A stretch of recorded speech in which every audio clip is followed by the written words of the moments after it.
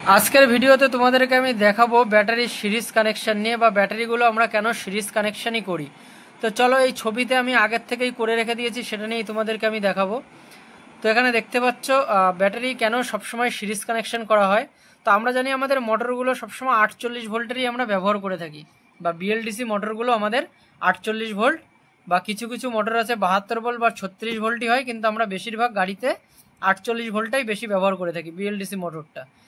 কিন্তু আমাদের যে সিরিজ কানেকশন, সেই সিরিজ কানেকশানে কি হয়, ভোল্টেজগুলো অ্যাড হয় আর ক্যাপাসিটিটা এক থাকে। আর যদি প্যারালাল কানেকশন হয় সেক্ষেত্রে আমাদের ক্যাপাসিটিটা একই থাকে, বা ক্যাপাসিটিটা বাড়ে আর ভোল্টেজটা কমে। তো যেহেতু আমাদের বিএলডিসি মোটরটা 48 ভোল্টের আর আমাদের ব্যাটারিগুলো সাধারণত কী হয় 12 ভোল্টেরই হয়, তো 48 ভোল্ট লাগবে আমাদের আউটপুটে, তাছাড়া আমাদের মোটরগুলো আমরা রান করতে পারবো না।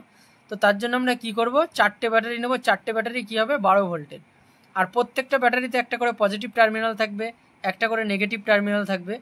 তো 4টে ব্যাটারির পজিটিভ নেগেটিভ দিয়ে প্রত্যেকটা 12 ভোল্ট থাকে।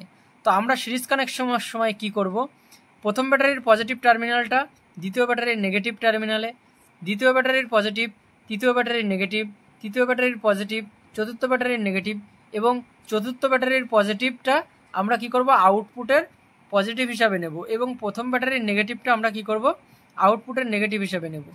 এবার ফর্মুলা বা সূত্র অনুযায়ী সিরিজ কানেকশানে কি হয়, টোটাল ভোল্টেজটা যোগ হয়। তো আমরা 12 × 4 গুণিত যদি করি তাহলে আমরা আউটপুট 48 ভোল্ট পাবো। তো আমরা আউটপুটে কিন্তু 48 ভোল্ট পাবো, কিন্তু কখনো কখনো কি হয়, মিটার চেক করলে আমাদের কখনো কখনো ভোল্টেজ বা অ্যাম্পিয়ারের উপর নির্ভর করে, বা মিটার এক এক মিটার এক এক রকম দেখায়, কখনো কখনো 51 ভোল্ট 50 ভোল্টও আমরা কিন্তু আউটপুটে শো করি।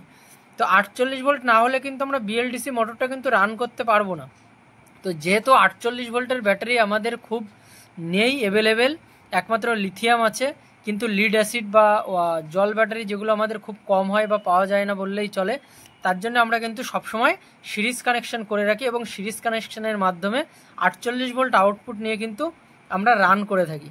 আর অপরদিকে প্যারালাল কানেকশন হলে কি হতো, আমাদের এটা 12 ভোল্টই থাকতো। সে 4টের জায়গায় আমরা যদি 6টা-7টা ভোল্ট ব্যাটারিও যদি যোগ করতাম তাহলে কিন্তু আমাদের এটা কিন্তু 12 ভোল্টই থাকতো, আর অ্যাম্পিয়ারগুলো কিন্তু আমাদের অ্যাড হতো।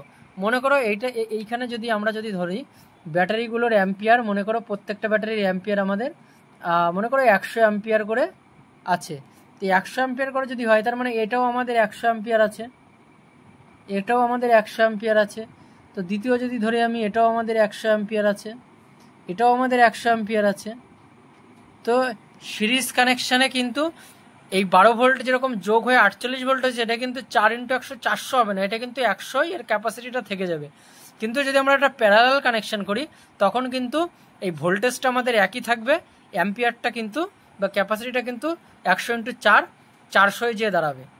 তো যেহেতু আমাদের 48 ভোল্ট আউটপুট দরকার, বা আমাদের মোটরটা রান করতে গেলে আউটপুটে 48 ভোল্ট দরকার, তার জন্য আমরা সর্বসময় সিরিজ কানেকশন করে থাকি। তো তোমরা ভিডিও দেখে বুঝতে পারলে কেন আমরা সবসময় সিরিজ কানেকশন করে থাকি। তো আজকের ভিডিও এই পর্যন্ত, দেখা হবে আবার পরের ভিডিওতে। আর এর পরের ভিডিওতে আমি প্যারালাল কানেকশন নিয়ে আলোচনা করব। আর ভিডিওটা অনেক লেট পাঠালাম এই কারণে, আমি একটু কাজের প্রচুর চাপ ছিল বলে আমি এতদিন ভিডিও করতে পারিনি। আর তোমরা কে কী ভিডিও দেখতে চাও বা কোন বিষয় নিয়ে তোমরা বুঝতে পারছো না আমাকে কমেন্ট করে বলবে, আমি চেষ্টা করব তুরন্ত তাই নিয়ে আলোচনা করতে বা ভিডিও করতে, বা প্র্যাকটিক্যালি একদম তোমাদেরকে দেখাতে, খাতা কলমে না দেখে চেষ্টা করব প্র্যাকটিক্যালি সেই জিনিসটা দেখানোর জন্য। তো আজকের ভিডিও এই পর্যন্তই। ভালো লাগলে অবশ্যই লাইক সাবস্ক্রাইব তো অবশ্যই করবে, আর কমেন্ট করতে কখনো ভুলবে না যে ভিডিওটা তোমাদের কেমন লাগলো। তো চলো আজকের ভিডিও এই পর্যন্ত।